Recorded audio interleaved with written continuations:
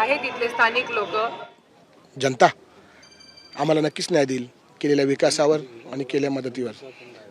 काही वेळापूर्वी राडा झाला होता, गोंधळाची स्थिती निर्माण झाली होती, काय नेमकं घडलं होतं? नक्कीच झाली होती.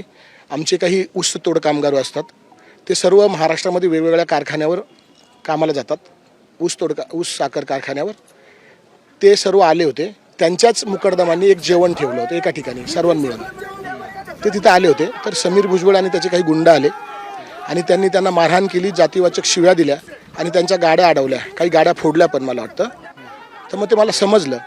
मग त्या काही ऊसतोड कामगारांचा, ते सर्व मतदार होते, मग त्यांना काहीतरी जातीवाचक पण शिव्या दिल्या, मारझोड पण झाली, त्यांच्या गाड्या पण फोडल्या आणि गाडी त्यांची अडवली, त्यांची लँड क्रुझर.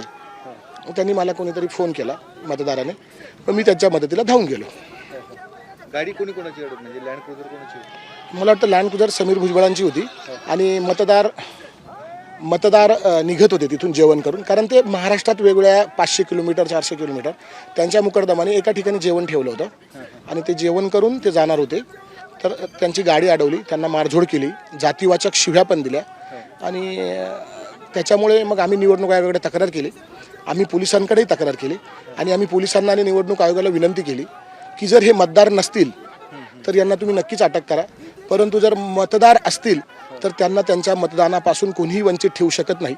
आणि सुदैवाने निवडणूक आयोग आले, पोलीस आलेत, DYSP साहेब आलेत, महाजन साहेब, आणि त्यांनी बघितलं की हे सगळे नांदगावचेच मतदार आहेत आणि त्यांनी मतदानाला जाऊन दिलं. ते काही व्हिडिओ व्हायरल होतात, त्याच्यामध्ये तुम्ही धमकी देत आहेत? नाही, मी ॲक्च्युली असं समीर भाऊंचं नाव घेऊन नाही धमकी दिली, ते चुकीचं व्हायरल होतं. माझी मीडियाला विनंती आहे की मी असं नाव घेऊन नाही दिलं. आमचे एक जण मारत होता त्या कामगारांना, म्हणून मी त्याला म्हटलं अरे तो मरून जाईल, त्याचा मर्डर होईल, मारू नको.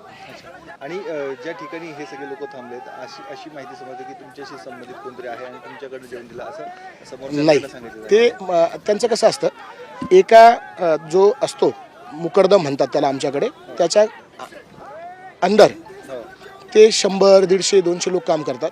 मग नांदगाव तालुक्याच्या सर्व मुकरदमांनी मिळून एका ठिकाणी जेवण ठेवलं होतं, कॉन्ट्रीब्यूट करून.